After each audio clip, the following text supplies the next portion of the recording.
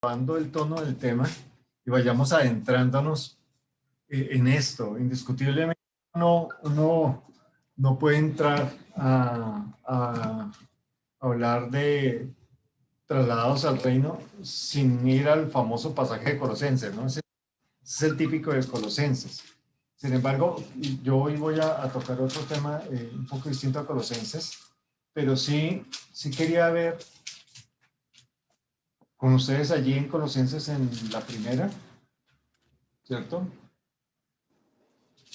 El escenario como viene la carta, ¿no?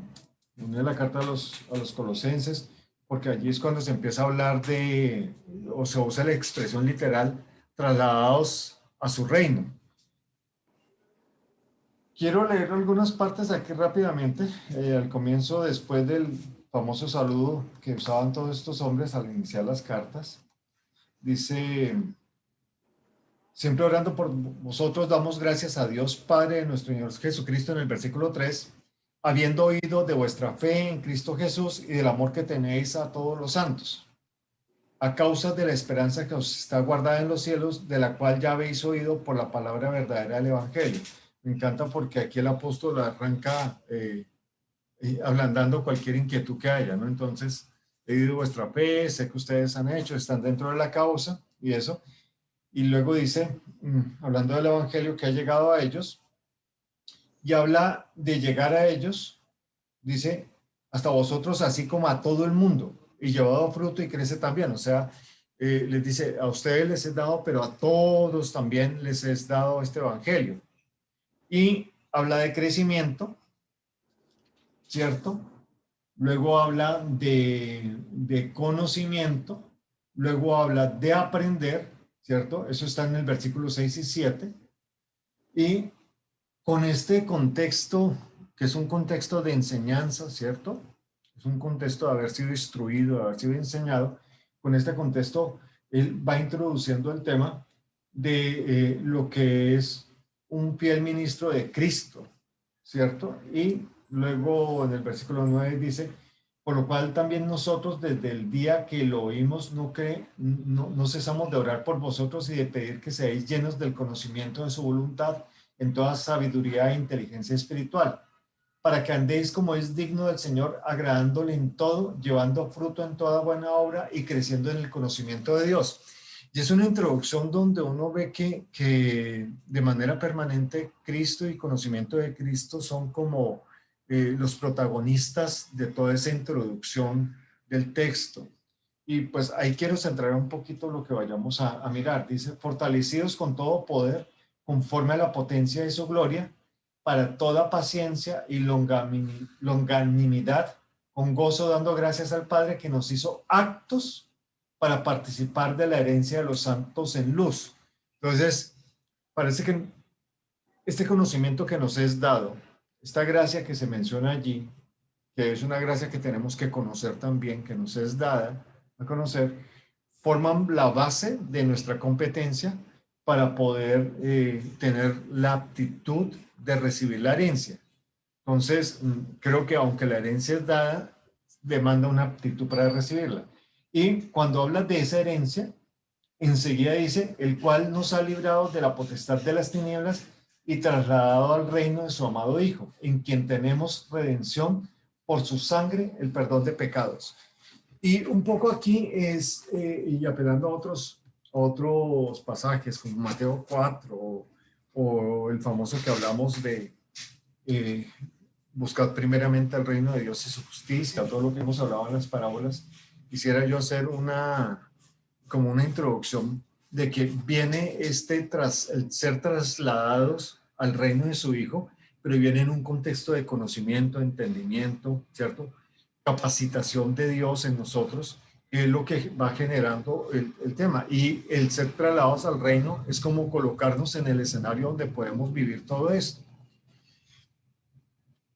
Pero hemos también estudiado cosas que el reino no es comida ni bebida y que de alguna manera el pueblo que ve encarnarse al Cristo estaba esperando que se levantara una fuerza poderosa, compuesta por ejércitos, compuesta por gente de gobierno y eso, que pusiera en emancipación a la nación de Israel y manifestara el reino que ellos esperaban. Sin embargo, el reino se da de una forma muy distinta. El ser trasladados al reino está hablando de otras cualidades diferentes que tienen que ver con su conocimiento. Y hablando un poquito de esto, a ustedes les va a sonar de pronto loco, descabellado o hasta forzado, pero quiero introducirlo con Lucas para hablar de esto de ser trasladados al reino, porque estaba leyendo Lucas en la primera parte para abordar un tema muy bonito ayer, y en Lucas en la primera parte viene algo interesante, y es que primero que todo Lucas, que es un maestro de la época, un doctor de la época, hace un escrito con una estructura gramatical diferente, una estructura gramatical más griega que cualquier otra cosa, y se la envía de una manera distinta a Teófilo, pero también él procura colocar en orden cosas. Y en el orden de las cosas, lo primero que él dice es hablar de cómo vendría el nacimiento de Juan, enseguida viene cómo vendría el nacimiento de Jesús, enseguida viene el encuentro de María y Elizabeth primas, y enseguida nace Juan. Y en eso a mí me parece que uno podría encontrar el contexto sobre el cual Cristo quiere establecer el anuncio del reino en boca de él, donde hay una transformación de elementos que son retomados a partir de Abraham, como íbamos viendo, y por eso fue que me llamó el asunto, la atención allí, y veía yo esto, porque hace ver en Zacarías una historia similar a la que Abraham tuvo. O sea, la incapacidad de creer en poder procrear con una mujer estéril después de estar entrado en años. De hecho, Abraham tuvo su historia, pero Zacarías estaba en un contexto donde él tenía un precedente. Él tenía el precedente de Abraham en su propia vida. Él tenía ya un hecho cumplido con el cual podría creer y abordar el tema de todo esto nuevo que venía. Sin embargo, Zacarías cae en el viejo truco y dice, no, espérate, esto cómo va a ser posible. Y él queda mudo. Y el ángel le dice que va a quedar mudo hasta que nazca Juan. Si soy un poquito desordenado hoy, discúlpenme, esto todavía me está rebotando en la mente. Ayer traté de hablar un poco de esto, hice un sancocho sabroso y no lo pudimos comer. Hoy vamos a ver cómo nos queda cocinado. Pero me rebotaba a mí en la mente, oye, qué curioso, porque él habla en el contexto de Abraham, habla en el contexto de Jacob, habla en el contexto de antes de que se fundara la nación de Israel, y eso lo trae a colación en la historia del anuncio del nacimiento de Juan, y lo une con el anuncio del nacimiento de Jesús. Y va introduciendo temas bien importantes, cosas y expresiones sencillas como en la clase del orden de tu sacerdocio, ¿sí? Según su orden de sacerdocio. Entonces, hablando de Zacarías, y cómo Zacarías es jubilado de su sacerdocio, ¿cierto? Y se jubila en un estatus de mudez, porque él al no creer quedó enmudecido. Él no podía hacer eso, porque a él le estaba siendo mostrado que en el hijo que estaba engendrando, que en el hijo que iba a nacer, había un orden distinto de profeta, porque todos los profetas murieron y no vieron al que estaban anunciando. Este era el profeta único que iba a ver y anunciar al mismo hombre. O sea, él estaba dando el anuncio de uno que venía detrás de él, pero él lo pudo mostrar, es decir, mire, aquí viene uno detrás de mí y es este que está aquí. Sin embargo, pues eso lo hizo como un profeta distinto en toda su concepción al resto de los profetas. Y él estando en esa condición de traer algo nuevo, empiezan a marcarse cosas muy, muy interesantes en la historia de Juan. Una de las cosas es que Zacarías en su orden sacerdotal queda mudo. No es ni siquiera cuando nace el niño, sino que el niño había nacido y habían pasado 8 días de nacido y Zacarías se permanecía mudo. Y eso que le habían dicho que en el tiempo del alumbramiento él iba a hablar, pero él alumbró el hijo y no habló. Y cuando lo llevan a hacerle la cirugía menor y van a hacerle la circuncisión a Juan, permanecía mudo. Y todos los sacerdotes tradicionales llamaban a Juan Zacarías, ¿Por qué? Porque la tradición decía que el hijo se llamaba como el padre o como cualquier antepasado de ellos y conservaba el nombre. Entonces decían, vamos a circuncidar a Zacarías, este Zacarías, hasta que a Elizabeth no le pareció el asunto y paró y dijo, espere tantico, este no se llama Zacarías, este se llama Juan. Y los sacerdotes le dijeron, los que estaban en la religión, pero ¿cómo se va a llamar Juan si en su familia no hay nadie que se llame Juan? Espérese que usted es la mujer, le vamos a preguntar al hombre, que además pues fue de los nuestros porque también fue sacerdote y él nos dirá porque es que no se puede llamar Juan. O sea, la tradición no se puede romper. Y le preguntan a Zacarías y Zacarías a señas se hacen entender los unos y los otros. Yo no sé cómo se dirá Juan con señas y Zacarías con señas, pero me imagino que tuvo que ser como la zeta del zorro o algo así. Y él les escribe en una tablita. Él se llama Juan. Y es en el momento que él se pone de acuerdo con lo que se había dicho de parte de Dios y ya había sido manifestado, que él recupera el habla. Es en el momento en que él se alinea con lo nuevo que venía, que él puede volver a hablar. Y siendo este un acontecimiento especial, es curioso cómo no le llega a oídos a María, porque a María el que le cuenta de que Elizabeth está embarazada es el ángel, ¿cierto? Y con María también sucede algo curioso, porque cuando a María le llega el anunciamiento de Jesús, ya hablamos del de Juan un poquito, ahora vamos a hablar de Jesús, dicen que María se puso nerviosa por lo que el ángel dijo cuando la saludó. No se puso nerviosa por la aparición de un ser celestial. O sea, ella no se turbó cuando este ser se aparece. Se turba es cuando el ser le habla y la saluda de la forma en que la saluda, porque ella entendió que con lo que él estaba diciendo algo que introducía que no era normal, sino que era atípico. Y yo no sé si era que los ángeles acostumbraban a entrar y salir de las casas en esa época o no, pero siempre me ha llamado la atención cómo relata la historia el asunto, ¿no? Cómo comienza todo esto de lo que hicimos allí. Y ella es enterada de esto. Y el ángel también le dice cosas como que tendrás un niño que su nombre es Jesús, pero que se llamará. Entonces parece que le estuviera revelando dos cosas distintas. Uno es que iba a encarnarse un niño por obra del Espíritu Santo y su nombre le iba a colocar Jesús, pero que el nombre de él era Hijo del Altísimo. O sea, vas a tener a Jesús, pero ese Jesús se va a llamar Hijo del Altísimo. Y le dice todas estas cosas y también como que rompe la esencia de lo que los elementos decían allí. Y luego habla también en todo esto de que el que se iba a anunciar iba a eliminar los enemigos allí cuando empieza a hacer a hablar de las profecías y las cosas que van a decir, dice cosas como se está cumpliendo el juramento que hizo Abraham nuestro padre, que nos había de conceder, ¿cierto? Que librados de nuestros enemigos, sin temor les serviríamos. Entonces, habla de una libertad de enemigos y allí pueden venir las confusiones, ¿no? De lo que decía al comienzo. Ellos estaban pensando que los enemigos eran los romanos. Pero cuando él hace la alusión a Abraham y lo que conoció a Abraham y lo que le fue mostrado a Abraham, es lo que estaba trayendo a colación era que los enemigos que habían impedido que ese conocimiento creciera en el hombre iban a ser quitados. Porque en la medida que ellos que ellos conocieran lo que tenían que conocer, ellos iban a poder servir libremente.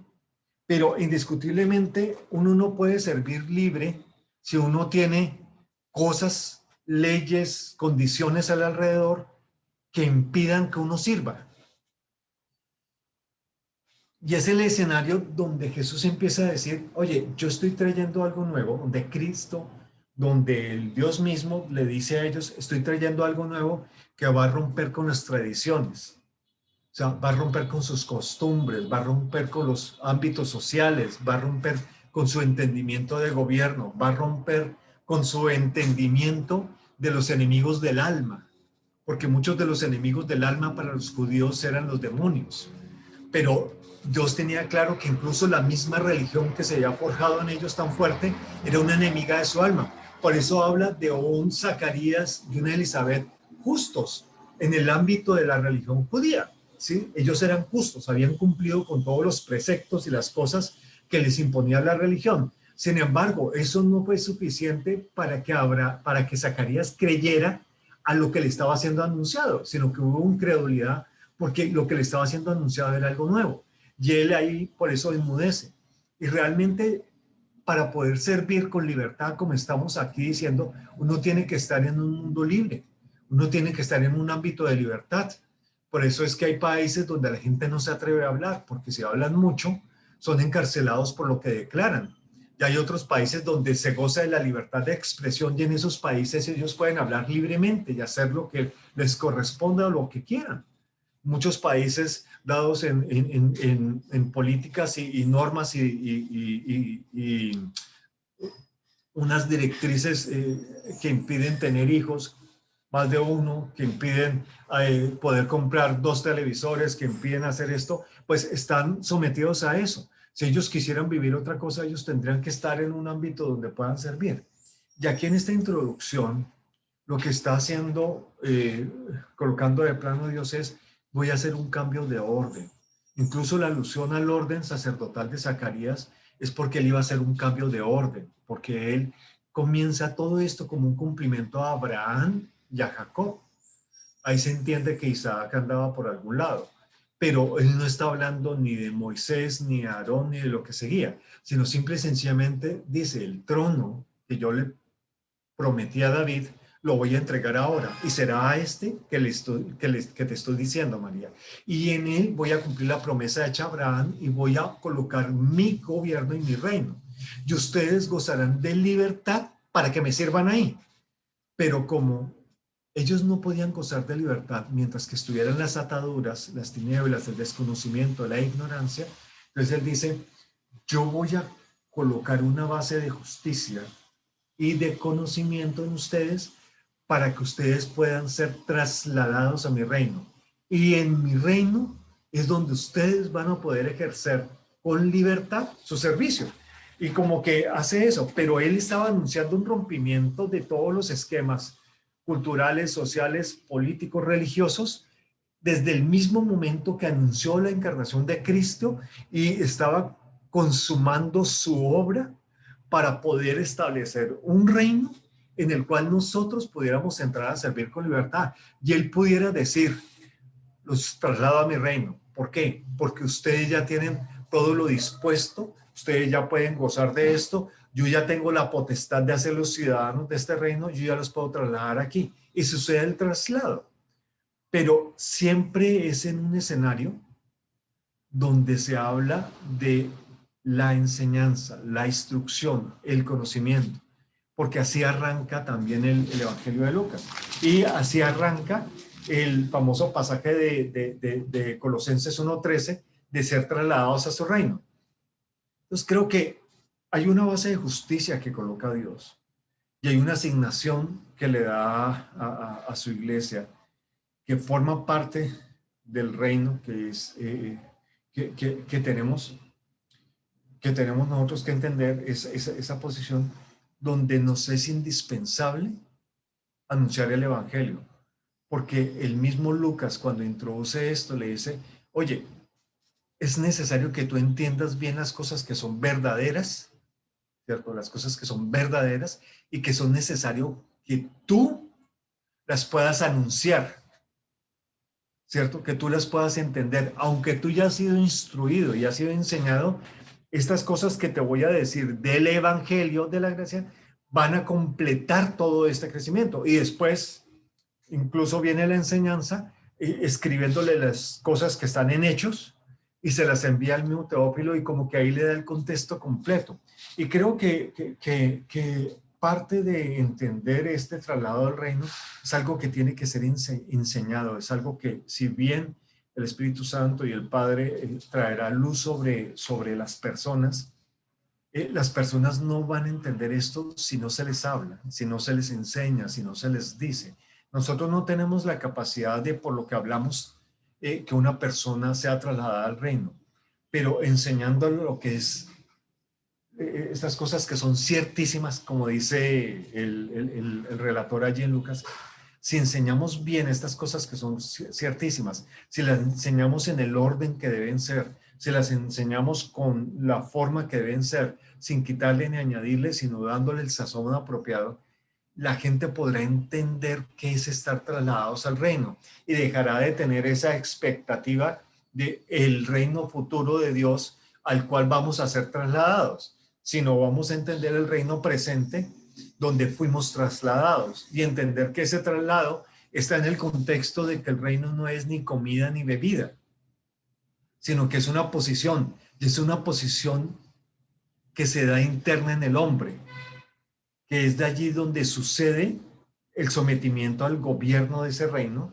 ¿cierto? Que es lo único que nos puede decir que actuamos en esa libertad. Mientras que yo no esté sometido al reino, siempre estaré sujeto a las cosas externas que no están, que no forman parte del reino. Entonces, ser trasladados al reino de Dios es un entendimiento y un conocimiento que el hombre le es dado por gracia de Dios y le es enseñado con la colaboración de ministros competentes de este nuevo pacto.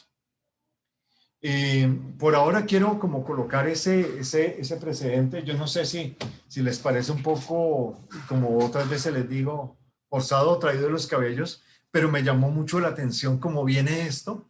Y fue muy curioso porque yo estaba diciendo, ahorita que todo el mundo empieza a hablar de Navidad y del nacimiento del niño Dios. Entonces, ¿por qué no hablamos de realmente las historias de esta nueva naturaleza, de esta natividad, cómo causan un efecto en nosotros y cómo las introducen los evangelios en nuestra vida para poder entender este disfrute que tenemos ahorita, no solamente de su gracia y de su vida, sino de la libertad que nos proporciona el reino? Yo puedo saber mucho de la escritura, pero si la quiero vivir, la tengo que vivir en la condición de reino. No hay otra forma para vivirla, no hay un hábitat distinto donde yo lo pueda vivir. ¿Por qué? Porque es que esas normas y todo eso fueron hechas para el reino, y los que entran en el reino, los que lo abordan, son los que pueden disfrutar de eso. En mi experiencia personal, siendo trasladado a otra nación y estando bajo otros parámetros y otras cosas, nosotros pudimos ver eso. Y hay algo curioso y con lo cual quiero abrir el diálogo. Imagínense que cuando yo estaba en Colombia, iba a ser trasladado aquí a República Dominicana, yo abrí mi maleta, metí los zapaticos viejos y los vestiditos viejos y me vine para República Dominicana. Adivinen, cuando yo llegué aquí y destapé la maleta, ¿qué pasó? Los zapaticos viejos y los vestiditos viejos estaban dentro de la maleta. Estaba en un nuevo país, buscando una nueva ciudadanía, bajo unas nuevas normas, bajo una nueva moneda, bajo una nueva cultura, bajo nuevas cosas, pero mis zapatos y mis vestidos eran los mismos. Estaban viejitos, ya acabados. Aunque somos trasladados al reino, no es que mágicamente cambie todo nuestro interior, sino que al estar trasladados al reino y poder entender eso, estamos en un hábitat donde un proceso transformador continuo empieza a pasar en nuestras vidas y empezamos a aceptar la comida del reino, empezamos a aceptar los horarios del reino, empezamos a aceptar las exigencias del reino, empezamos a aceptar muchas cosas como algo natural para nosotros. Al comienzo yo decía, en mi país los semáforos están colocados de este lado de la calle, aquí están colocados del otro lado. Entonces, ¿eso qué significa? Que tú puedes girar a la derecha en cualquier momento. Eso es lo que significa. Y a la izquierda también. Aquí no existe eso. Entonces, eso fue un cambio rotundo, pero había algo que me ponía a mí a hacer una comparación entre los dos escenarios cuando salía a conducir por la ciudad. Entonces, siempre estaba comparando lo que pasaba. Aquí las motos, aunque hay una norma de tránsito para las motos no la cumplen por cultura. O sea, una moto va en contravía, gira donde quiera, no respeta un semáforo y el agente de tránsito está parado ahí, que se llaman los AMET, están parados ahí y ellos no hacen nada. Ellos dejan que, o sea, a ellos no les importa lo que hagan las motos. Salvo algunos que están viendo que eso puede ser riesgoso y peligroso y están colocando están haciendo cumplir la ley en eso. Pero yo empecé a entender todo eso en este país, pero aún comparaba.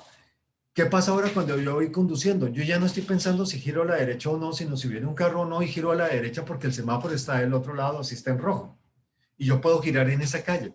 Y ya estoy habituado a hacer esto de manera natural. Yo salgo y conduzco como se conduce aquí en Dominicana de manera natural, pero ahí hubo un proceso. Yo no pude aprender eso si no me subo a un carro y empiezo a conducir. Y les digo, la primera vez que me subí a un carro tenía 2 días aquí en este país. Me entregaron el carro de la oficina y cuando me subí al carro, yo vivo a 10 minutos de la oficina. Esa noche me gasté hora y 20 minutos en llegar a la casa porque me perdí y di vueltas por los sectores y me tocó hasta que identifiqué volver a llegar a la oficina y volver a comenzar el camino hasta que me aprendí el camino entre la casa y la oficina. Hoy en día yo podría ir con los ojos cerrados en ese camino y no me voy a perder. O podría desviarme un poco y no me voy a perder. Ese proceso es habilitado cuando nosotros entendemos que somos ubicados en un reino nuevo, que somos ubicados en un reino donde la gracia, la justicia, la reconciliación, que es ese traslados al reino es la introducción para hablarte de la reconciliación que recibimos y de la cual somos partícipes y colaboradores para entregar también. O sea, todo eso forma parte de un hábitat y ese hábitat nuevo que nosotros tenemos que conocerlo. Pero si yo no me subo esa noche a ese carro, yo no aprendo a conducir y a llegar a mi casa. ¿Sí? ¿Por qué? Porque yo coloqué el Waze y adivine que el Waze me mandó 5 manzanas más lejos cuando le metí la dirección de mi casa. No funcionó. Entonces, hay cosas que solamente vamos a experimentar viviéndolas. Y cuando nosotros las vivimos, nuestro enmudecimiento acerca de las verdades del reino se quita y vamos a poder hablar de lo que conocemos. Para mí eso es trasladados al reino como una introducción. Amados, hasta ahí llego yo. Por ahí es una basecita para que podamos ir subiendo de ahí. Eh, Gracias, gracias, amado tío Willy. Creo que es muy interesante todo este panorama que tú pues planteas y sobre todo la parte de enlazar lo, lo que sucede en Lucas, ¿no? Siendo que Lucas es un hombre entendido y Lucas en el entendimiento que él tiene, porque acordémonos algo, el entendimiento que tenemos humanamente hablando, pues nos ayuda a gobernar o a administrar el ámbito en el que nos desarrollamos. Pero si tras ese conocimiento intelectual y humano, vemos también la perspectiva de que en ese entendimiento que tenemos, como Lucas lo ve, Lucas es un médico, Lucas tiene una mentalidad científica, él tiene una estructura científica, digamos, que no la tiene ninguno. Y me atrevo a decir, ninguno de los discípulos de Jesús tiene la estructura de mente y de filosofía de Lucas. Pero lo glorioso es que Lucas aprovecha ese potencial para poder traer al orden las cosas que él dice, entre nosotros han sido ciertísimas. Creo que parte de la pregunta y tratando ya un poquito, entrando en materia, creo que me adelanto un poquito, tío, el ser trasladados al reino implica que yo, en mi existencia natural y humana, entiendo perfectamente cuál es mi responsabilidad, cuál es mi participación en la expresión de Cristo. Yo también, en el ámbito que gobierno, soy llamado a poner en orden algunas cosas porque, como hemos dicho, la administración y la mayordomía es justamente eso, administración que se define como poner en orden en términos más arcaicos, el administrador y el mayordomo, ¿qué es? La etimología de la palabra dice que es una persona cualificada para identificar en el tiempo las cosas que deben ser puestas en orden y proveerlas. Entonces, bueno, amado maestro, continúe por favor, zumbe. No solo en esa pequeño aporte que tú estabas dando es tan tremendo que Lucas no solamente era médico. Uno ve a Lucas como un periodista con un espíritu investigativo tremendo. Y es aún más curioso que Lucas no fue discípulo de Jesús. O sea, Lucas fue discípulo de Pablo. O sea, Lucas no estaba allí en esos 3 años y medio con Jesús. Lucas no era uno de los 12 apóstoles, que es lo más, es una cosa, o sea, viendo todo eso, cómo Lucas se dio a la tarea. O sea, claro, estaba con Pablo, pero Lucas ahí uno ve cómo saca de dentro, no solo ese conocimiento científico, porque en el relato, en ese poner en orden, componer ese relato pensando en Teófilo, que Teófilo no era cualquiera. Ya, él sabe a quién se iba a dirigir. Y le habla con ese respeto, excelentísimo Teófilo.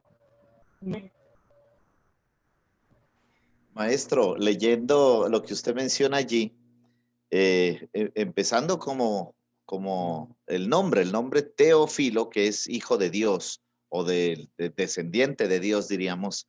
Lo interesante de eso es ver cómo lo que Lucas pone en orden es para Teófilo. Aparentemente, Teófilo pues dio el presupuesto para el proyecto, eso es lo que yo he leído. Teófilo es un hombre muy importante. Además, no a cualquiera en esos días se le ponía Teófilo. O sea, Teófilo era un nombre de la gente, diríamos hoy, del estrato 8, exactamente, sí. Entonces, no a cualquiera se le ponía Teófilo. Entonces, Teófilo viene, diríamos humanamente, de un grupo de personas. Y lo que Teófilo representa, obviamente, tío Willy, es que Teófilo desde ya vino trasladado, y en ese trasladado que Teófilo está es que dice, bueno, yo voy a hacer una inversión para que Lucas me ponga en orden todo lo que yo oigo del vulgo, del pueblo, porque usted se imagina, la señora que vendía en la plaza de mercado hablaba de unas cosas de Jesús. Los ciegos o los leprosos o los que habían comido en la multiplicación de los panes decían otra cosa, los discípulos en su lenguaje, o sea, cada uno en su lenguaje decía algo de Cristo. Pero entonces Teófilo dice, no, es que yo veo es mucho desorden. Entonces, Lucas, como tú eres un experto, como tú sabes argumentar y escribir las cosas en orden, ¡oh, qué glorioso esto! Entonces, Lucas es el enviado por Teófilo para recopilar la información con respecto a Cristo en los días de su carne, porque eso es lo que hace Lucas, recopila la información de Cristo en los días de su carne. Pero lo que vemos en Lucas es eso, pero lo que vemos en Hechos es que este mismo Lucas que puso en orden Cristo en los días de su carne, pone en orden Cristo en los días de la iglesia. Entonces, por eso decía yo que la percepción y la perspectiva no es poco importante. El trabajo de Lucas marcó la pauta de lo que sería la administración y manifestación del conocimiento de Cristo en la iglesia, teniendo como referente únicamente, pues, Cristo en los días de su carne. Esto es Jesús de Nazaret. No sé quién va a zumbar, tío. Sí, estaba viendo lo que estás planteando sobre Lucas y la importancia de Lucas en el escenario que estaba ampliado. Algunos, yo no me acuerdo bien en dónde, pero en alguna parte leí algo así como que el hecho de que él le haya dado la estructura al texto que le dio, hizo que ese texto se pudiera introducir en un escenario científico, y el escenario científico que había en esa época era Grecia. Eso era lo que había. Entonces, tuve la misma reflexión, ¿no? Él escribe el texto a Teófilo, pero ese texto hace que las verdades de Cristo tengan presencia en el mundo científico y traslada todo eso al hecho de que ahorita estamos hablando de ese evangelio. Y lo más interesante, o sea, él no era apóstol, él era investigador, era historiador, era médico, o sea, era un magíster.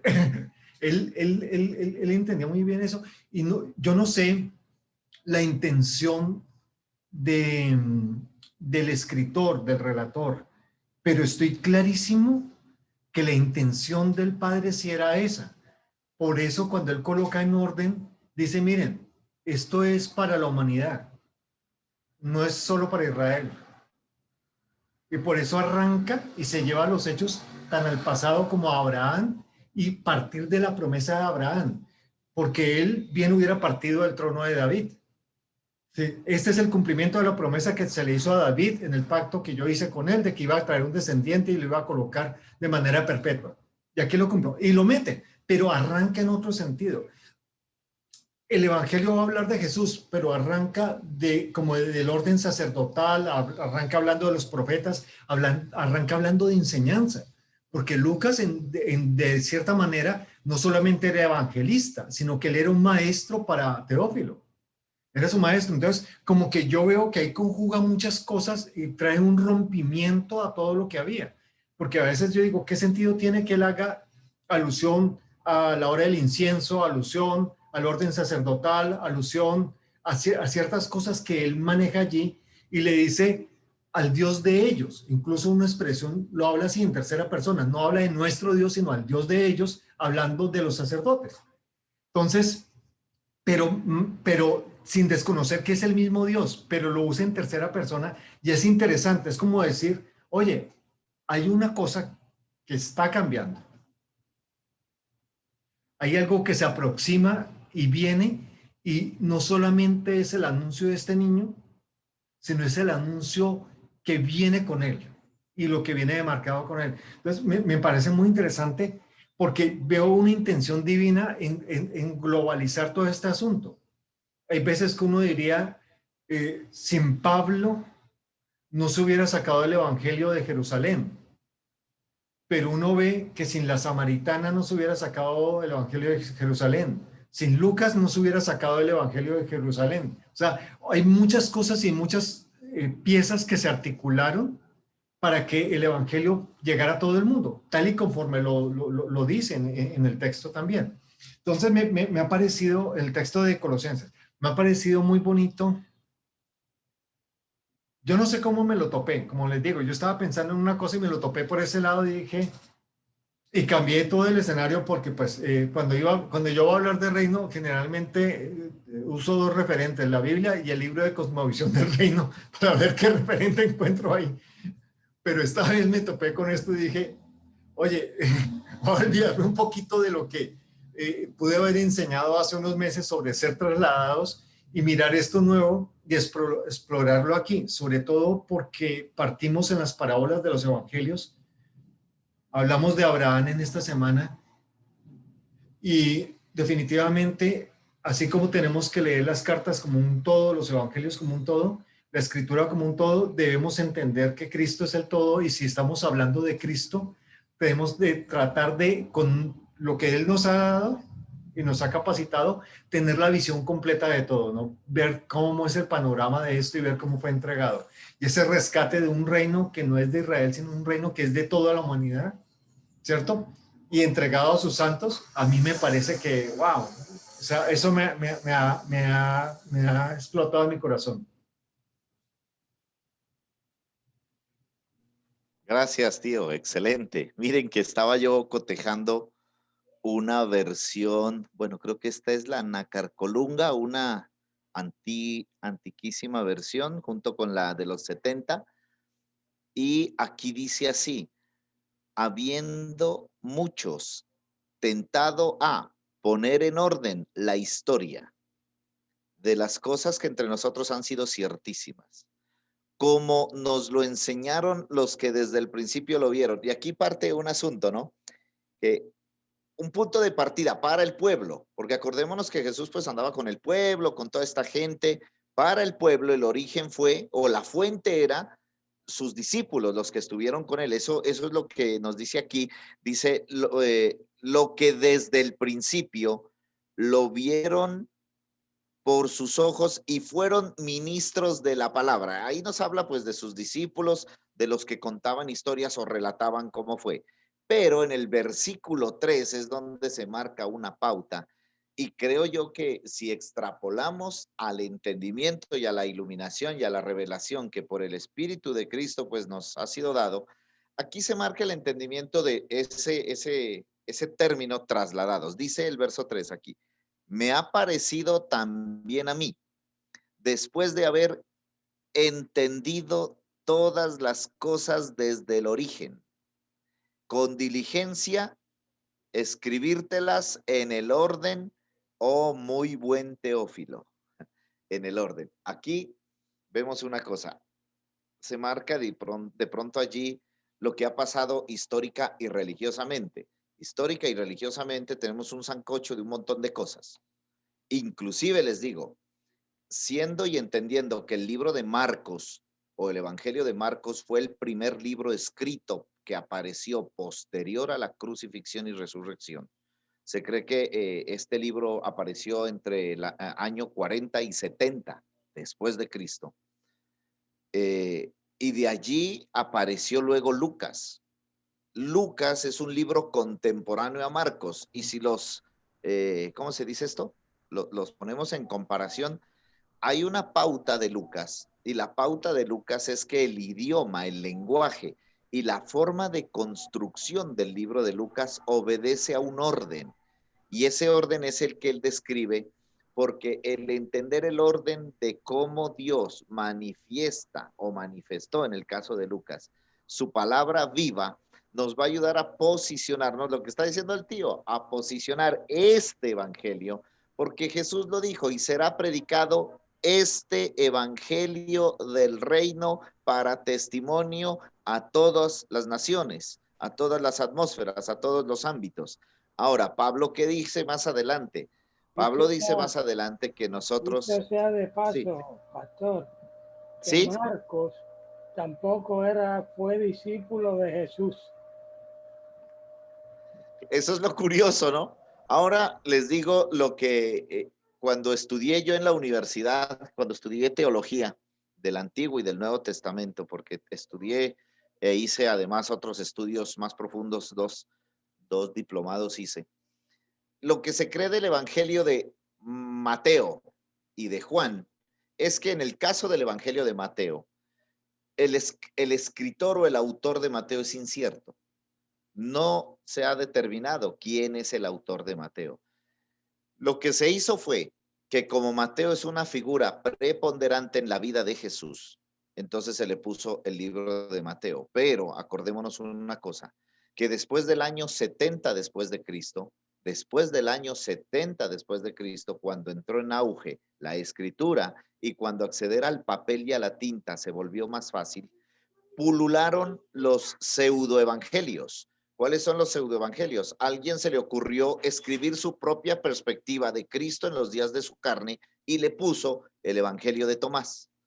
A otro se le ocurrió escribir otra cosa de lo que él sabía y esos libros eran vendidos, amados. Lo tremendo de esta historia es que se vendían como pan caliente. Aparecía el libro el Evangelio de Adán. Hay un libro por ahí que se llama el Evangelio de Adán. Hay otro que se llama el Evangelio de María Magdalena, que justamente le dio origen a lo que todos conocen ustedes o han visto estas películas, el Santo Grial, el Código da Vinci, las Cruzadas y otro poco de leyendas, simbolismos y mitología rarísima. Entonces lo que vemos es que en ese tiempo Lucas, justamente por lo que hay ya circulando, porque hay muchos textos apócrifos circulando, muchos pseudoevangelios. Entonces Lucas le dice, yo voy a hacer la inversión de tiempo, voy a estudiar todo, a investigar desde el origen. Así que lo que vemos es que el Evangelio de Lucas sí marca la pauta para la expresión o para la vivencia o para la participación o diríamos para la correcta comprensión de lo que se generó luego en hechos, ¿no? Lo que se describe en hechos y cómo fue allí. Por eso, amados, entender las cosas, y creo yo que el entendimiento del nuevo pacto, de lo que Dios ha hecho en nuestra vida, entender nuevo nacimiento, que tiene justamente con ver esto, que tiene justamente que ver todo con cómo es el origen de Dios en mi vida. A veces creo yo que por esa mala praxis de la predicación tenemos en las congregaciones gente muy simplista para las cosas. Y aunque el evangelio no es complicado, porque tampoco vamos ahora a complicar el evangelio con un montón de cosas, el evangelio no es complicado, pero el entender el orden correcto de la intervención o de la vida de Dios en mi propia vida, sí me puede a mí ayudar a alinear mi propia vida en ese sentido del entendimiento. Maestro Joel, o tío, iba a decir algo, no sé.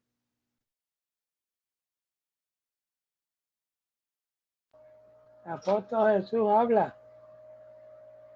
Di algo. Prenda el micrófono, apóstol. Está sin micrófono, eso. Oh, gracias. No, estoy todavía ubicándome de tantas, tantas cosas que nunca había escuchado yo. Ahora que habla del pastor Elvin, digo, entonces, ¿a qué le ponemos cuidado? Sí, sí, si habían tantos pseudoevangelios, entonces, ¿qué hacemos? ¿A qué le ponemos cuidado, por Dios? Entonces, sí necesitamos, es como un discernimiento para todo esto, ¿no? Sí. Y yo he estado muy encasillado en lo que me enseñaron y de ahí no he salido. Ahora es que estoy escuchando cantidad de cosas. Pero tengo que tener un corazón abierto para todo esto, ¿no? Porque la verdad, si uno no tiene un corazón abierto para todo esto, escucha todas estas cosas y pues como que se trata uno de desanimar, ¿no? Decir, pero entonces, ¿en qué estoy? ¿Qué estoy caminando? ¿Qué es lo que me enseñaron? ¿Qué es lo que he escuchado? ¿Cierto? Yo he escuchado mucho de Miles Monroe, por ejemplo, sobre el reino de Dios, ¿no? Y lo que dice Miles Monroe coincide con lo que habla el tío Williams, y es de que la tierra fue una colonia, es una colonia del cielo, ¿no? Y que el embajador lo puso el presidente, así como Bahamas es o fue una colonia de Inglaterra, ¿no? Entonces allá el embajador, el presidente de Inglaterra, o sea, el rey, colocó un representante en Bahamas hablando el idioma de Inglaterra, con las costumbres de Inglaterra, con todo lo que la comida y todo lo de Inglaterra, ahora que hablaba precisamente sobre la comida, los zapatos viejos, entonces, eh, cuando llegó a Costa Rica, entonces él ahí estaba hablando por ejemplo, la conducción de carros. En Inglaterra es por el timón va al lado derecho. Entonces, en Bahamas, pues ahora los carros andan con el timón al lado derecho. Y a mí me sucedió cuando fui a Australia. En Australia también se anda con los carros al lado derecho del timón. Y cuando me dijeron que manejar un carro, yo no fui capaz de manejar esa vaina ya porque uno, el miedo de que mira a la derecha y resulta que a la izquierda, o al contrario, de acuerdo a la dirección del carro, de la calle. Entonces es muy complicado. Entonces es lo mismo, ¿no? Entonces, pues es lo que yo he escuchado y lo que he leído yo. Inclusive estoy leyendo muchos libros de Miles Monroe y del apóstol Basilio y todo esto. Y ahora escucha uno estas cosas, pues siempre lo desubican a uno un poquito. Pero bueno, gracias a Dios que uno tiene un corazón enseñable y dispuesto a escuchar cosas nuevas y raras. A mí me encanta escuchar todo esto nuevo, porque es como salir de un cascarón donde uno estaba encerrado, encasillado y pues me parece espectacular. Por eso me encanta escuchar toda esta narración, ¿no es cierto?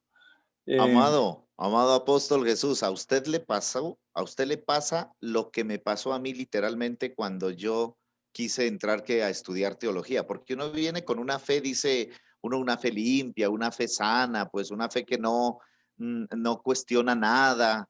Nada. Entonces, obviamente, imagínense lo que me pasa a mí. Empiezo a escuchar yo no solo esto, apóstol Jesús, otras cosas pues otras cosas con respecto a circunstancias de la vida de Jesús que uno las había dado como por inamovibles de la fe, y resulta que habían sido construcciones católico-romanas místicas.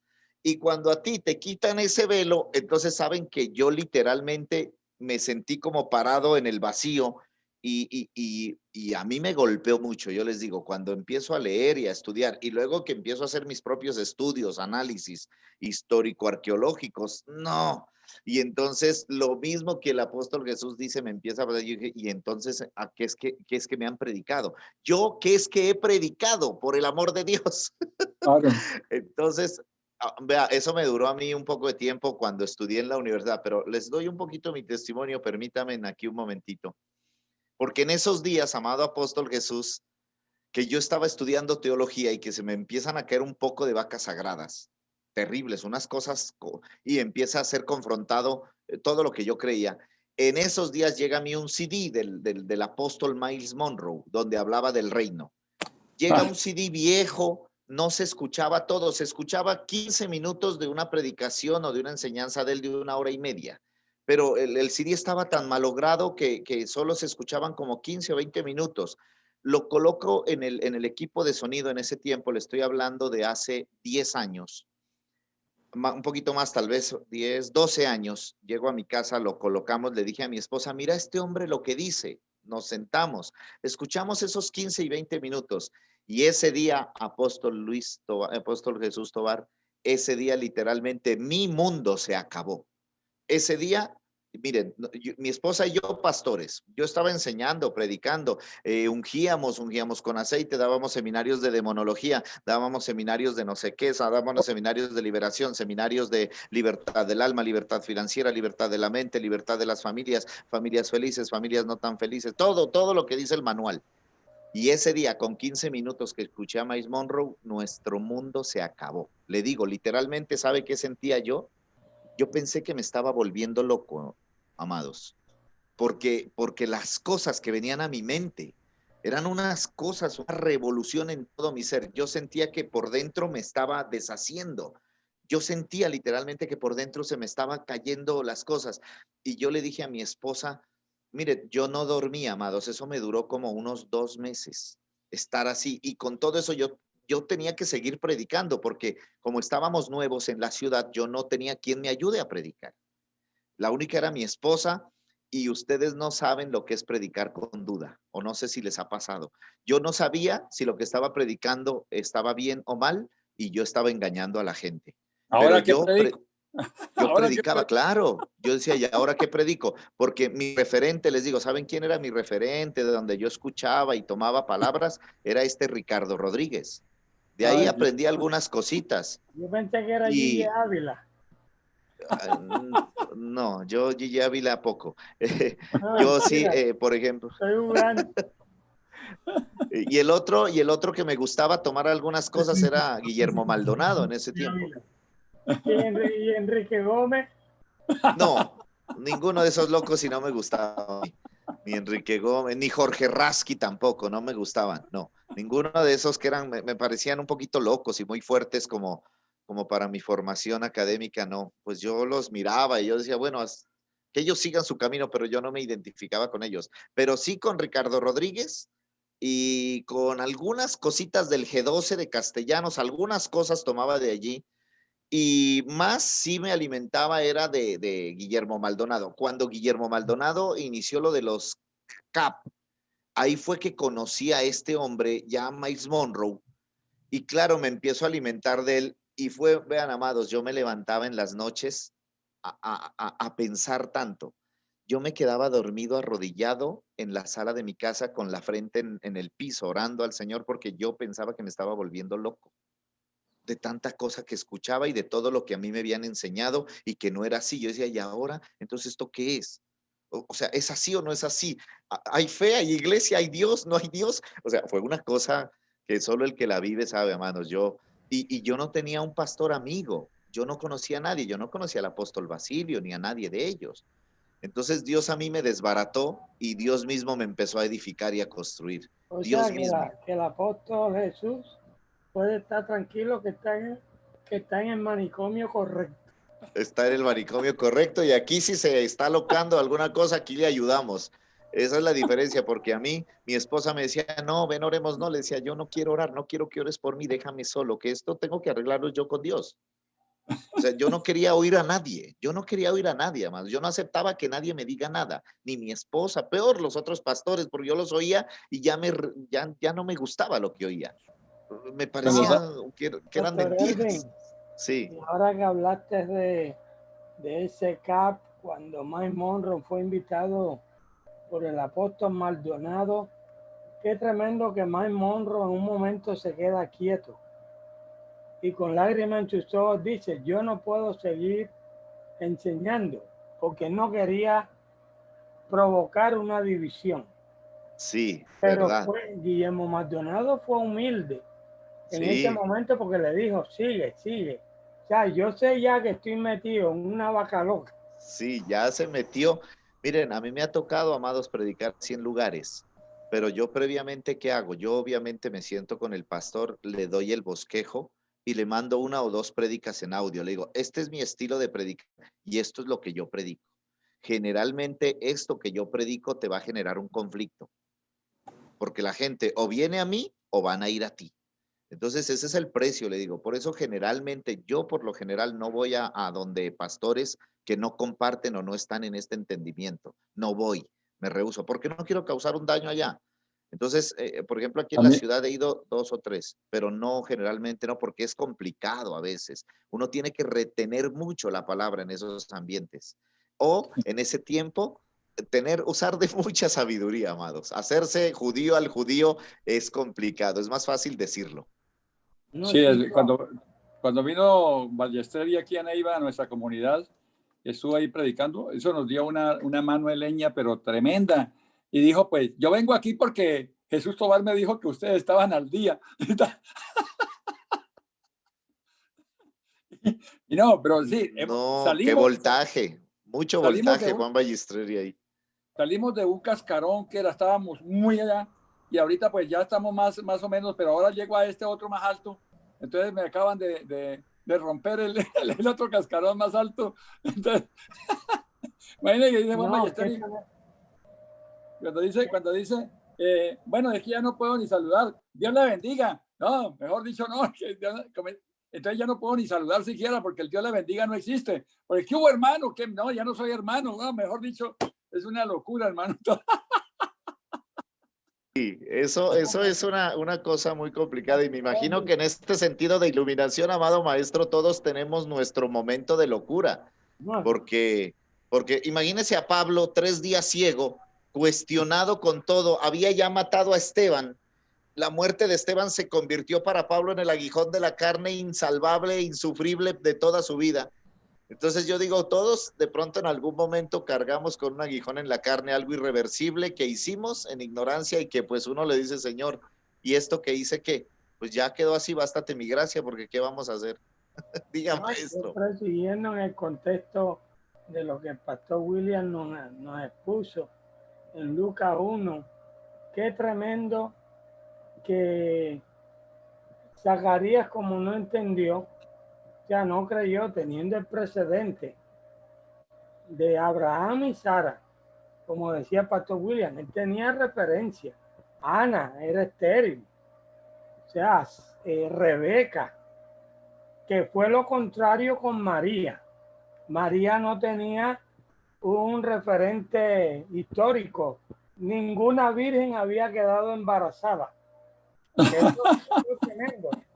Y entonces uno ve a Zacarías que no creyó. El arcángel le dijo, listo, vas a quedar mudo hasta que se cumpla, hasta el cumplimiento. Pero vemos cómo a Elizabeth Dios la recluyó. O sea, Dios la separó del sistema religioso. Te voy a separar de este sistema porque este sistema no entiende cómo opera mi gobierno. Elizabeth recibe su semilla feliz. Elizabeth está feliz recluida. O sea, Dios apartándola, como te pasó a ti, le ha pasado a William, al apóstol Jesús, que Dios nos recluyó. O sea, que pudiéramos absorber. Sí, porque lo que está diciendo el apóstol Jesús, esto es tan tremendo que yo tengo que digerir. Yo me imagino tú tirado en el piso orando y como oro. Ese negro Mike Monroe, ¿de dónde salió? Se da un demonio que se da. A veces, a veces se reprendía. Reprendo todo espíritu de Mike Monroe. Y de pronto el espíritu decía, tranquilo, ese es uno de los míos. O sea, pero fue hasta que Dios hizo con nosotros lo que Lucas hizo. Les voy a poner en orden. O sea, ¿qué es lo que Dios ha estado haciendo? Poniendo en orden en nuestra mente, como dice Job 37, 19. Señor, ayúdame a poner en orden mis ideas a causa de las tinieblas que hay en mi mente. Armar el rompecabezas, porque es que es Sí. un rompecabezas, así que hay que armarlo. Es como cuando comienza uno a armar un carro que viene por fichas y todo eso, comienza uno a armarlo y unos van arriba, otros van abajo y todo. Entonces, es impresionante. Mire, cuando vino Juan Ballesteri aquí, habían unos pastores de Pitalito. Había unos pastores de Pitalito y ellos me llamaron aparte y me dijeron, no, aquí no volvemos, nosotros nos vamos. Este señor lo invitamos a Pitalito y nos acaba con todas las iglesias. Muy tremendo, sí. Y eso que puso ahí el pastor Erwin es que... Sí, es que quería que miráramos el versículo 4. Mire lo que dice, que por qué era necesario el orden. Y ahorita que escuchaba al maestro Joel, ¿por qué era necesario? O sea, ¿por qué Lucas identifica que no hay que dejar que la enseñanza y lo que fue verdad se disperse? Porque ustedes saben, si una verdad se dispersa generacionalmente, luego se distorsiona la verdad. ¿Qué es lo que ha pasado con la predicación del evangelio? Lo que era verdad hoy se convirtió denominacional, y cuánto denominacional es hoy, que en realidad es mentira, no corresponde a la verdad. Entonces, lo que vemos aquí es que Lucas le dice a Teófilo el objetivo de poner en orden lo que él va a investigar. Dice, para que llegues a tener plena seguridad de lo que te enseñaron. Entonces, Teófilo no era alguien que no conocía. A Teófilo lo habían discipulado. El maestro Joel lo expuso hace un momento. Teófilo no es un neófito ni uno que no sabe. No, Teófilo le dice a Lucas, quiero saber cuánto de esta historia, cuánto de lo que dice el panadero, cuánto de lo que dice el zapatero, cuánto de lo que dicen los pescadores, cuánto de los que eran leprosos y cuánta de esta gente, por favor, investiga cuánto de eso es verdad. Ahora, ¿por qué? Porque me imagino yo, amados, que en ese tiempo, antes de que Cristo fuera glorificado, pues la participación del alma era inevitable. Entonces el evangelio, por ejemplo, ¿qué evangelio predicaría la mujer que fue sanada del flujo de sangre? ¿Cómo ella predicaría? Yo me imagino que ella predicaba bajo esa emoción también de contar parte de su vida en la carne y de cómo sufrió, pero para ella era más importante, de pronto digo yo, hablar de los 18 años que se gastó toda la plata y reducía su discurso, su evangelio, a decir, y yo toqué el manto y fui sana, pero quedó todo la historia de ella, ¿me hago entender? Porque es la historia de su alma. Ese era el evangelio que había. Entonces, lo que vemos aquí es cómo Lucas organiza todo para que quede, digo yo, la expresión del evangelio según Cristo. Vamos a quitarle el alma al evangelio, vamos a quitarle la carne, ¿sí? Porque la carne se emociona. Imagínense cómo sería ser sanado de una enfermedad ciego de nacimiento. ¿Cuál sería el evangelio que el ciego de nacimiento predicó? Él ha de haber sido emocionante, decir, no, y yo no conocía cómo era un caballo, yo no conocía cómo era esto, pero ahora ya conozco, y bueno, ¿y cómo fue? No, pues él hizo barro, me untó, y ya, y fui sano, y ahí se limitó el evangelio, pero parte del evangelio que él contaba era de su propia existencia y de su propia alma. Por eso dice, para que llegues a tener plena seguridad de lo que te enseñaron, o sea, a partir del lenguaje del alma que Lucas investiga, Lucas iba a llegar a la verdad, porque él estaba diseñado en su entendimiento, y eso es lo que yo quiero creer. Por eso le dirige el tratado a Teófilo. Vamos a poner en orden las cosas que los hijos de Dios deben entender. Gracias. No, y es tremendo, Pastor Erwin, en ese relato de todo el capítulo 1, así como exponía el Pastor William, ya cuando habla en el versículo 72, ya de lo de Abraham, porque que te remontas allá, que era donde el Pastor William concatenó, enlazó lo de los Colosenses 1:13 con lo de Abraham, o sea, lo que venimos construyendo en esta semana desde Abraham, pero que Dios usa primero, antes de usar Zacarías cuando habla, porque Zacarías comienza ya a profetizar desde el orden del reino. Después que ya cuando está mudo, él entiende. Pero quien Dios usa es a Elizabeth. Elizabeth, María va a la visita en la montaña. Hola, prima, ¿cómo estás? No he whatsappeado contigo. Me has dejado en vista en el WhatsApp. Por eso tuve que venir aquí. Y cuando, que es tremendo, cuando Elizabeth, María escucha la voz de Elizabeth, que ya estaba, Elizabeth era embarazada, sin María saber. Qué tremendo que la madre de mi Señor, sin María haberle dicho nada. Qué tremendo que la madre de mi Señor viene aquí. Qué privilegio. Ya, y lo más tremendo es que Elizabeth estaba embarazada de Juan el Bautista y era el que posteriormente iba a decir: yo a la verdad los bautizo con agua, pero tras mí viene uno que yo no soy digno de desatar la correa, que los va a bautizar en Espíritu Santo. Pero está hablando de Juan, del futuro de Juan, que Juan habla, pero ni Juan sabía que 30 años antes a Juan lo habían llenado. O sea, de que Juan hablaba, ya Juan no sabía que el que estaba en María, el bautizador, lo había bautizado a él dentro del vientre de su mamá. O sea, Tremendo, sí, glorioso eso es.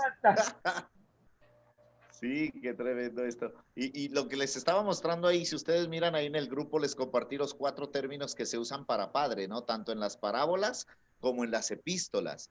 Y el término que se usa aquí en el versículo 73, donde se habla del juramento.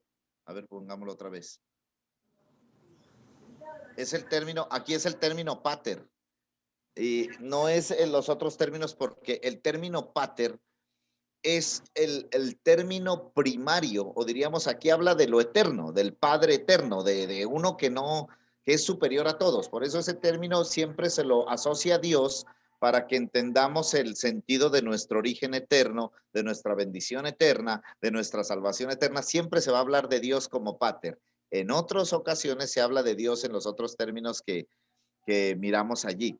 Por ejemplo, aquí hablando de que Abraham, en ese sentido, a ver, les digo, padre, ¿no? Dice de que hizo a Abraham nuestro padre, y utilizan el término pater, porque el origen del pueblo de Israel no fue Abraham mismo, aunque humanamente y biológica y genéticamente diríamos Abraham, pero este término significa que se remonta más atrás, porque Abraham no pudo llegar a ser Abraham si no fuese por la palabra de Dios. Por eso Dios el Padre, a través de su palabra, la promesa, convirtió a Abraham en su propia naturaleza. Por eso se usa aquí el término pater, como aquel que le dio origen a la nación, en los términos pues hebreos o judíos, ¿no?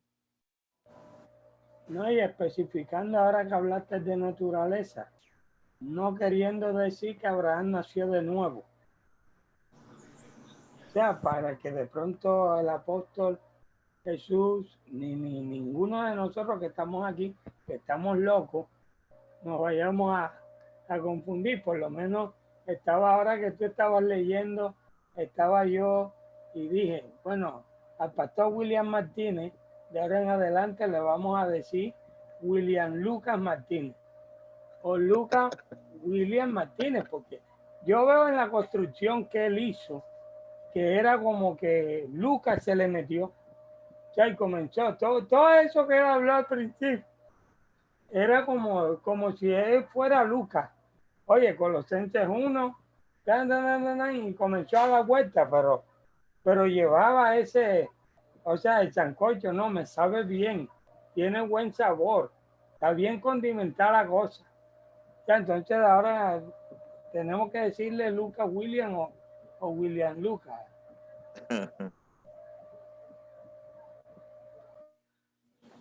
Luego terminen diciendo licenciado, dicen que tú y yo.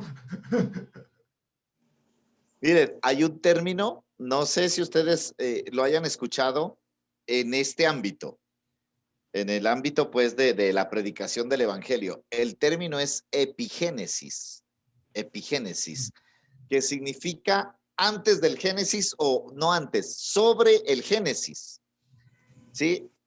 Entonces es un término, digamos, antiguo que define un método por el cual un individuo se desarrolla. Esto que acabamos de hablar y que escuchamos de el tío es la epigénesis de la posterior manifestación de la iglesia, porque es que no existe, creo yo, el libro de Hechos sin que Lucas pudiese poner en orden el primer tratado. Por eso en Hechos dice, en el primer tratado, oh excelentísimo Teófilo, en el primer tratado es la epigénesis para que la iglesia de esa generación tuviera una expresión, un orden en el cual expresarse. Volviendo al origen, Dios no puede manifestar su naturaleza y su voluntad a menos que él mismo imponga su epigénesis en la existencia de nuestra. Por eso dice que fuimos trasladados. Los que hemos de ser salvos ya somos salvos y los que hemos de expresar el evangelio ya estamos trasladados. Estamos en la epigénesis, pero el estar en la epigénesis o en el origen antes de la manifestación no garantiza que alguien lo exprese en ese orden, porque hay que ir entendiendo el orden de las cosas. Por eso, digamos, teníamos muchos de estos predicadores, Apóstol Jesús Tobar, yo creo que usted se acuerda, yo me acuerdo de ese término que le llama, o yo le llamaba cacharreros. O sea, predicaban una cosa, mañana predicaban otra, el otro domingo predicaban otra, hoy predicaban liberación, el otro domingo bautismo, el otro domingo predicaban vida de la iglesia, el otro domingo los padecimientos de Pablo, y así nunca había un orden lógico para predicar nada. Por lo Yo, tanto, la iglesia creció dispersa, la iglesia creció en un entendimiento que no sabíamos, es un conocimiento histórico, corresponde a este tiempo, corresponde a la verdad que Dios respalda hoy, corresponde a la cristología en la que Dios el Padre está manifestando. No, no sabíamos, sino que todo lo recibimos, lo recibimos, lo recibimos.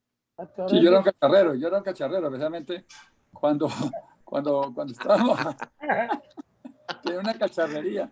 Yo, Maestro. Una pregunta.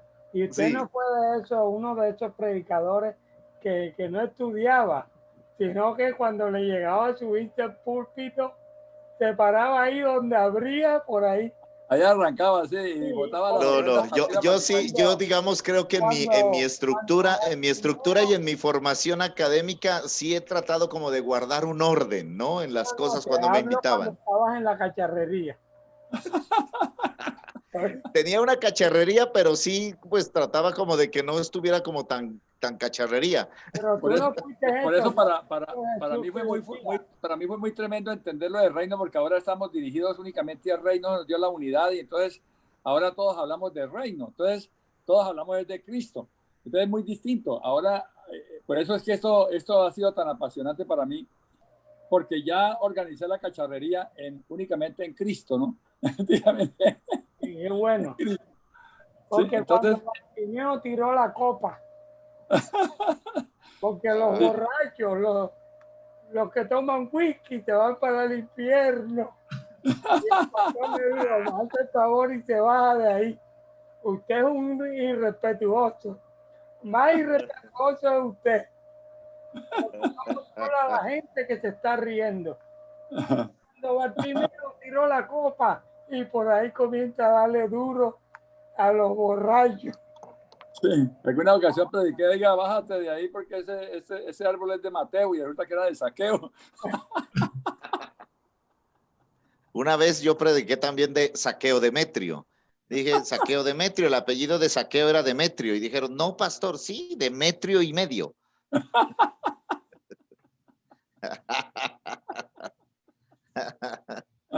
Oye, es tremendo. Ya poniéndonos en el orden. Es tremendo cómo Lucas termina. Ya en Lucas 24:49, que dice, ustedes no se vayan de Jerusalén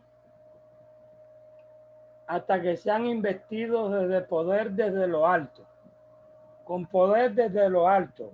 Ustedes necesitan la investidura, que es tan tremendo como comienza Lucas a escribir Hechos capítulo 1. O sea, que comienza en ese mismo orden de ideas. O sea, termina hablando que tiene que ser investido desde poder desde lo alto. Y viene en la secuencia desde Lucas 3, cuando el Espíritu cae sobre él, Jesús en el bautismo, ahí en el Jordán, en Lucas 4, hablando del Espíritu Santo, termina hablando del Espíritu Santo y cómo Hechos capítulo 1 empieza. Con la promesa. O sea, en el mismo orden de ideas. O sea, Lucas no estaba en la cacharrería. Lucas estaba bien. No, No, y aquí todo el comienzo de Lucas vino y fue lleno del Espíritu Santo o sea, el escenario es un escenario completamente distinto y atípico a cualquier cosa que ellos experimentaban, porque realmente es algo que se gesta y se desarrolla en el Espíritu y Él lo manifiesta a través de todo el tiempo. Eso que resalta el maestro Joel es extremadamente importante, porque es progresivo. Ese hecho de colocar Elizabeth, ¿qué necesité para hacer un hijo con Elizabeth? Necesité una pareja de ancianos estériles. ¿Qué necesité para hacer un hijo con María? Un recipiente. Y luego entendemos que nos hablan de recipientes. Y a veces uno le empieza, no, es que es lo que Dios necesita para seguir. Un recipiente. Es lo que Él necesita. Y el cuerpo se vuelve ese recipiente. Porque así mismo decimos nosotros, este es un vehículo para mi alma, ¿cierto? Esto es como el armazón, este es el recipiente de mi alma. Entonces, realmente nosotros venimos a ser recipientes del Espíritu después, pero es como cada cosa que uno dice, wow, o sea, no sé si a veces uno es extremista y se lleva esto por una activa trabajo mental, para no decir la imaginación, un activo trabajo mental, pero es que es evidente cuando lo pone, porque es que él antepone una palabra de Dios y un hecho manifiesto en la historia del hombre, un hecho materializado, por decirlo así. Es como ese proceso Génesis, donde hay alguna intención de Dios, se manifiesta una palabra y aparece una materia. Y aquí hay una intención de Dios, aparece una palabra y se hace un hecho que irrumpe en la historia del hombre.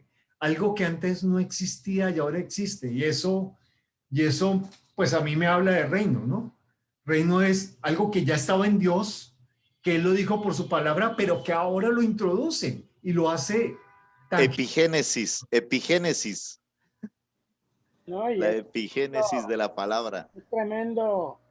Ahora que Pastor William hablaba que esa epigénesis, ese reino, vemos ahí una explicación clara del nuevo nacimiento.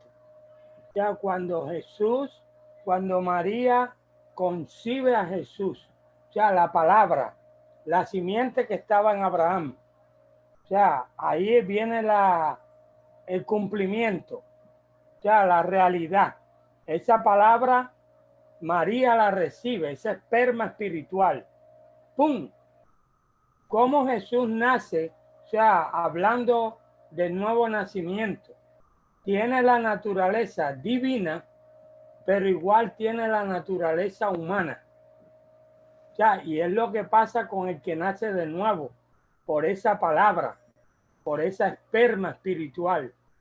Tenemos la naturaleza divina, nos hicieron participantes y estamos con una naturaleza humana que es muy distinta a la naturaleza pecaminosa carnal, a ese viejo hombre que quedó crucificado. Tengo una naturaleza humana en la conexión entre mi alma y mi cuerpo que todavía la tengo que seguir rescatando, trasladando del mundo de los hombres para decirle, no, yo como espíritu estoy en el mundo de Dios, yo estoy sentado en los lugares celestiales. Alma mía, ¿por qué te abates? Por favor, ¿por qué estás turbada si va a quedar presidente este fulano o Trump? Cálmate, alma mía, no cojas tanta lucha, que lo que ha de ser fue ya. Excelente, maestro Joel. Yo les quería mostrar, espérenme aquí, les quiero mostrar lo que, mire, aquí en Hechos, ¿no? Hay dos palabras que son importantísimas y es en el versículo 2, hasta. En el primer tratado hablé de las cosas que Jesús comenzó a hacer y a enseñar hasta. Listo, hasta allí. Jesús hizo y enseñó hasta. Ese es el primer tratado, pero este tratado empieza en el versículo 6. Entonces los que se habían reunido, ahí empieza, hasta entonces. Lo que vemos es un desarrollo, digamos, de un entendimiento, amados, que creo yo que por la impartición de esta naturaleza, de entender la mente de Cristo y sabernos que en Cristo siempre estuvimos, en el epigénesis, pero no fue sino hasta que fuimos conscientes de ese gobierno y de esa naturaleza, que es lo mismo que vemos en el ejemplo de Abraham. Abraham vive en Ur de los Caldeos, ¿cierto? Dios previamente en su santo consejo, creo yo, había determinado pues llamar a Abraham, porque tampoco era que Dios andaba paseándose por la tierra y dijo a quién llamo y se le ocurrió un día salir y encontrarse con Abraham, porque así no funciona Dios. En su santo consejo lo que ha de ser ya es y ya fue, y Dios restaura lo que pasó, como dice Eclesiastés. Entonces lo que vemos es que la palabra, por eso la preeminencia de la palabra es tan importante, y es el intento que Lucas hace en Lucas. Te voy a ordenar las palabras de estos que estuvieron con él, porque ahí dice que fueron servidores de los primeros fueron, a ver, les voy a leer Lucas. Volvámonos a Lucas 1. Dice en el versículo 2, tal como nos lo enseñaron los que desde el principio lo vieron con sus ojos y fueron luego ministros de la palabra. Ahí vemos dos tiempos, no es un solo tiempo. Miren, aquí lo comparto. Tal como nos lo enseñaron los que desde el principio vieron con sus ojos. ¿Qué hablaron ellos? Pues obviamente ellos hablaban lo que vieron con sus ojos. Y lo que vieron con sus ojos es la realidad del alma. El alma ve por los ojos. Pero luego, cuando estos entienden, se convirtieron en servidores de la palabra. Acá es exactamente lo mismo, amados.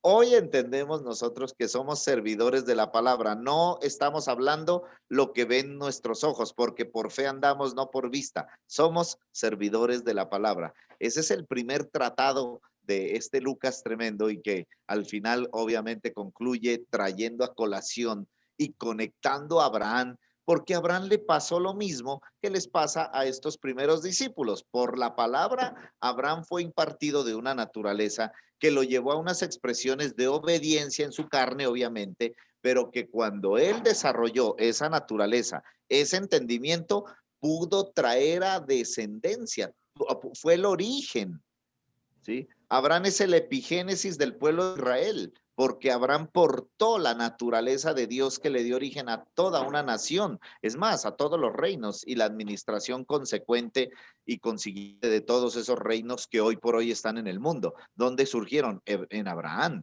que es el mundo que yo digo. ¿Cuál mundo vino Cristo a salvar? Pues el mundo que engendró en Abraham. Y el otro mundo, no, ese no sirve. Ese es el de Babel. Ese está en confusión y siempre estará en confusión. Ese mundo está perdido. Ese mundo es como esta película, no sé si la vieron en algún momento, la de Kevin Costner, Mundo Marino o Mundo Acuático. El mundo, todo el mundo está bajo el agua y todo el mundo quiere llegar a tierra, a donde todo el mundo es una fantasía. Acá es igual. El mundo que Dios envió a su hijo a salvar es el mundo que se engendró en Abraham. Por eso en ti me serán benditas todas las familias. Cuando en el capítulo 8 de Juan Jesús dice, Abraham se gozó de que había de ver mi día y lo vio antes que Abraham fuese yo soy, estamos hablando de ese epigénesis, al cual Jesús vino a ser manifestado para llenarlo todo y convertirse en la preeminencia de ese mundo. Porque lo que hemos dicho acá también, el otro mundo, el mundo humanista, el mundo del alma sin Dios, el mundo de Babel, pues ese está allí presente. Es el sistema que decimos. ¿Dónde está el sistema? En todo. En toda parte está el sistema. Todo lo que el alma ha construido. Maestro. Mira el alma cómo quiere seguir persistiendo. Jesús resucita. En Mateo 28, 16, lo ven resucitado, lo adoran, pero algunos dudaban.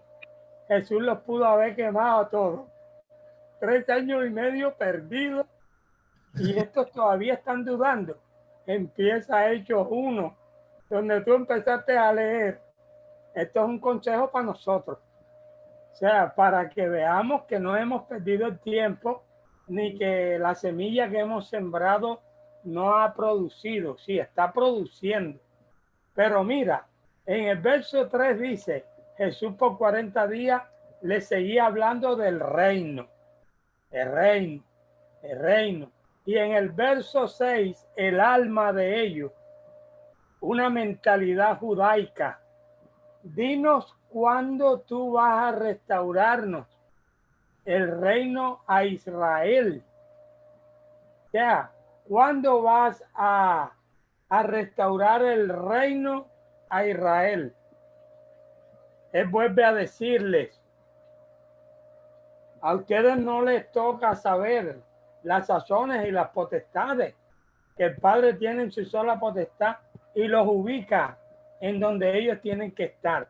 Pero ustedes recibirán poder cuando haya venido sobre ustedes el gobernador del reino, el que les dio la ciudadanía del reino, para que ustedes sean los embajadores de ese gobierno en toda la extensión de la palabra. Ellos reciben, y es lo que uno ve que Lucas escribe hasta el capítulo 28 del libro de los Hechos. Uno ve a una embajada, uno ve a una iglesia, una embajada gubernamental. Ya a ellos se les olvidó, ellos de hecho se habían encerrado en Jerusalén. Dios les permite el hambre, porque yo les dije, ustedes van a ser mis testigos. Ustedes van a notificar no solamente en Jerusalén, ni en Judea, ni en Samaria, no, hasta lo último de la tierra. Ellos se quedan en Jerusalén. Ellos todavía amaban Jerusalén. Ellos creían que todo era para Jerusalén nada más. Por eso es que en Hechos 10, Pedro se dice, pero este lienzo, ¿qué es lo que es? ¿Será el hambre que tengo? ¿Será la solitaria que me habla? ¿Qué será? Y el Espíritu Santo le dice, no es ninguna solitaria. Yo los envié. Tú tienes que ir con ellos. Ya uno ve a unos ciudadanos del reino, a unos embajadores de Cristo, entregados totalmente a la causa, al decreto real. Pero como el Espíritu Santo es el que va matando y reconciliando el alma. Dejen el alma, dejen y que el reino de Israel. Sean serios y organícense. Esto es toda la tierra. Ay, amados, no, es que aquí uno... Pastor Elvin, Sí. Pastor Elvin, la hipogénesis puede ser lo que en alguna ocasión, no sé si conoció a André Richelieu, que hablaba de Génesis 1:0. Epigénesis, sí, señor, ese es el término que usaríamos. Digamos, a veces, a ver, yo les digo porque yo fui de esos religiosos súper recalcitrantes a la letra, literalista y bueno, todo eso, no es que la Biblia, y o sea, digamos, aunque la Biblia es la palabra de Dios, lo que ha faltado desarrollar es competencia para contextualizar los textos.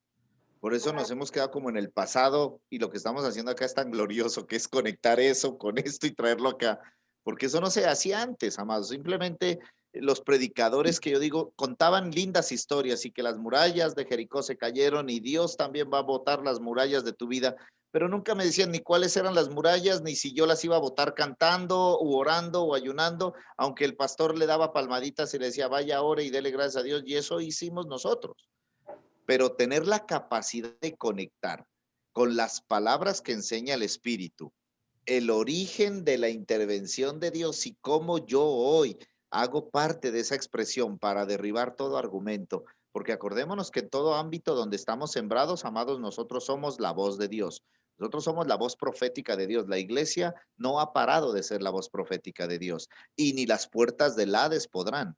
Ahí es que el contextualizar, el entender las palabras que enseña el Espíritu y cómo siendo reiterativo o monotemático con un mensaje o con un discurso, con unas palabras que tienen que ver con la manifestación gloriosa de los hijos de Dios, puede en realidad traer a iluminación ciertos ambientes y notificar a los que ya son salvos, pues entonces ahí, amado apóstol, es que uno ve que todas estas palabras tienen sentido. Yo en algún momento solo escuché del nombre del predicador que usted dice, pero esa es la epigénesis del evangelio. Antes de Génesis 1:1, ¿qué? Ahí está, pero es que Génesis 1, del 1 al 10, nos dice qué había antes de Génesis 1. Es más, Juan 1:1 también lo dice. Lo dice, creo que no recuerdo un salmo donde habla del Orión y las Pléyades, o es Job, no recuerdo, donde nos habla de Génesis 0, o sea, del epigénesis. Jean de Richelieu. Exactamente. Y otro aspecto importante que está en Apocalipsis también. Apocalipsis, ¿de qué nos habla? Del epigénesis.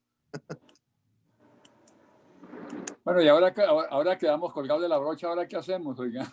para recibir esto que está diciendo, ¿cómo lo recibimos, hermano? Porque lo que está haciendo es una contextualización de esto, ¿cómo lo hacemos? Lo que pasa es que yo creo que, mire, lo que yo sí veo y les puedo decir pues por lo que he visto, ¿no? Y hablo como quien ha alcanzado gracia y favor de Dios, que el Señor le da a uno las palabras. Yo, a veces me puede decir la gente que trabaja conmigo, pastor, ¿cómo usted sabe? Le digo, pues, primero yo he leído. Eso humanamente, si me preguntan en términos humanos, yo he leído. Conocimiento, sí. Yo leo mucho, ¿sí? Y leo cosas, pues, que de pronto me gusta mucho la historia, me gusta leer la historia de los pueblos, me gusta ver cómo se desarrolló el lenguaje de los pueblos, construcciones culturales de pueblos, los griegos, por ejemplo, los fenicios, los árabes, los moros, los cruzados.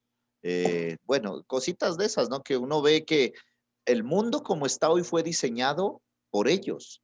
Y entonces al mirar esas cosas y al leer eso humanamente hablando primero, y luego, como les digo, al estar expuesto a este ambiente con gente entendida, con gente que sabe que cuando habla expresa a Cristo, al exponerse a ese ambiente, en uno sucede algo, iluminación.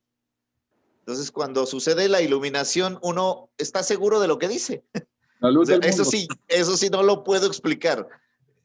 Yo hablo con certeza, con seguridad, que es lo que decía Pablo. Es que yo no vengo aquí con palabras excelentes. Creo que eran los Corintios, maestro, que Pablo les decía, no, yo quiero que ustedes no crean que yo vengo aquí a desenfundar un discurso teológico, porque Pablo podría hacerlo y no le entendía a nadie lo que hubiera dicho. Pero dice, yo no vengo aquí con excelencias humanas de palabras y palabrería, sino que vengo aquí con la revelación y con la iluminación del Espíritu. Y creo que esa es la parte que en realidad es rescatable. Lo único rescatable de nosotros es la iluminación con la que hablamos. Todo lo demás, amado, pues es como dijo el apóstol Jesús Tobar, ese cascaroncito que está ahí, que pues sostiene y nos permite expresar palabras y hablar de estas cosas. Pero la realidad nuestra es esta, que es glorioso podernos entender y compartir y recibir la dimensión de Cristo que cada uno de ustedes expresa acá. Le tengo una noticia, Pastor Elvin, se metió en la grande. No me asuste, apóstol, no me asuste. No me asuste. También cuando hay gente que... Ahí a Erwin le está pasando lo que le pasa en el proceso de iluminación. Ya está metido en la grande, ahora le estamos notificando. Le estamos notificando, sí. Uy. Ay, Pastor Repin, y también a la gente, a mí hay gente que me ha hecho unas preguntas, que las preguntas te obligan a ti a estudiar. Sí. Porque uno ve que hay gente que te pregunta, o sea, no preguntas por preguntas, sea, ni que uno puede salir del paso. No. Hay que estudiar, investigar, que eso ha hecho que uno no caiga y que uno se cuide de la especulación, Sí, señor. de la imaginación. O sea, uno tiene que estudiar y así como ahora, uno va viendo todo ese trasfondo histórico.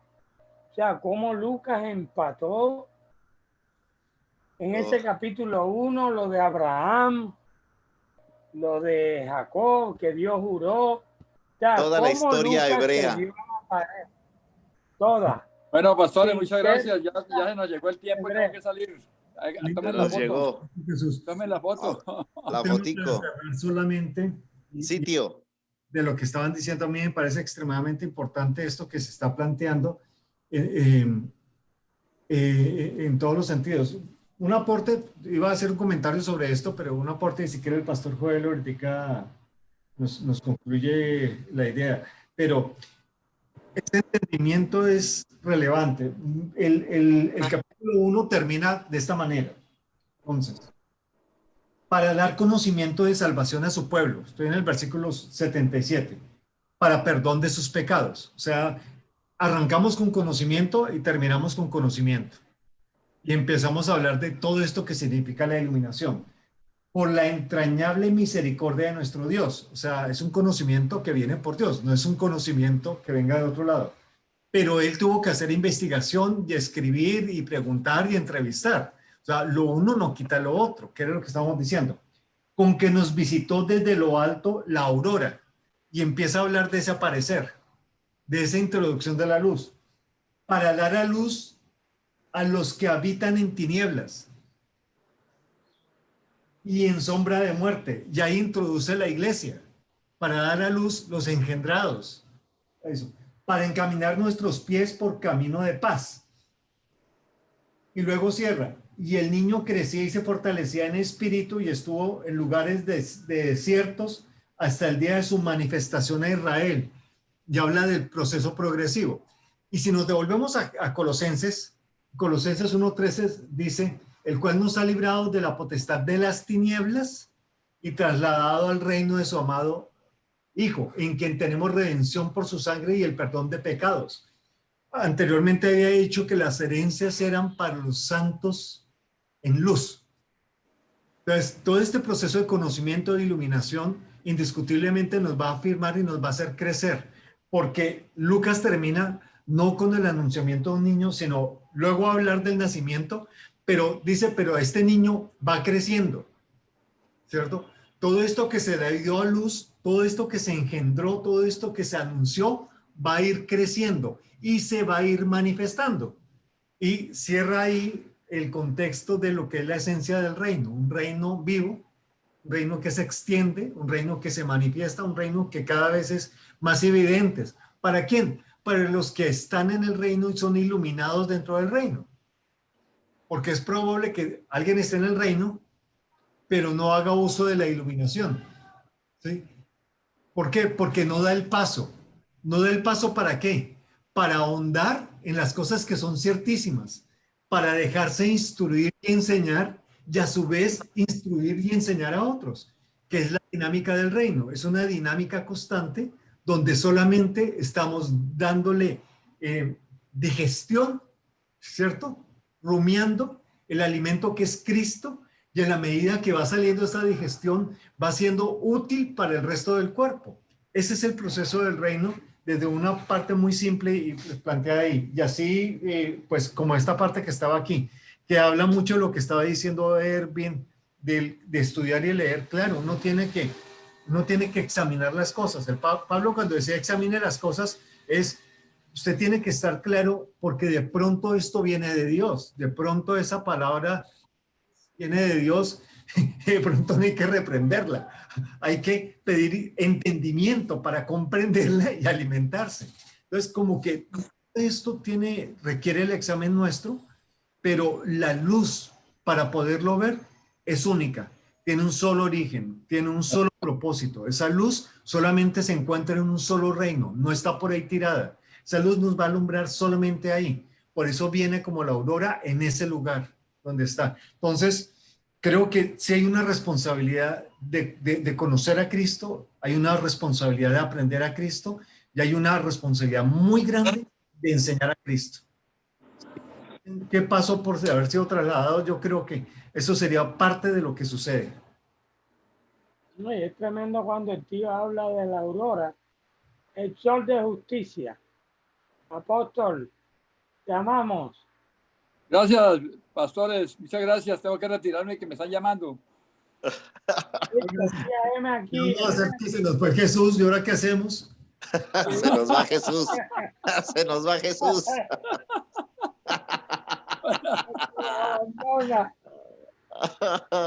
Amado apóstol, no me dijo por qué me metí en la grande. Más tarde me llama.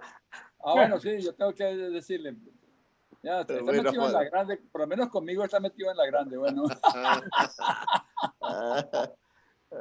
Bueno, bendiciones para todos, gracias. Amén, apóstol. Está, como les decía. Adrianita, ¿tomaste la foto antes de que el apóstol se fuera? Sí. Ay, Adrianita, usted siempre tan proactiva, hombre, gracias. No es lo que decía, solo terminando en esta expresión. Sí. La aurora, el sol de justicia. Que quien profetiza eso es Malaquías. 400 años de oscuridad. Le dice Lucas, se acabó el tiempo de la oscuridad. Se acabó el tiempo de la oscuridad del Antiguo Testamento. Ahora comienza la iluminación del Nuevo Testamento con el sol de justicia, que es la base del trono de Dios. Juicio y justicia.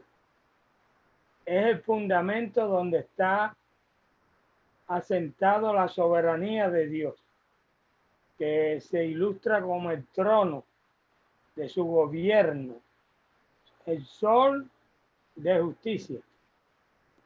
Es tan tremendo como Lucas termina el capítulo 1 y de hecho uno sigue hablando y entonces yo no almuerzo y tengo que resolver ese inconveniente.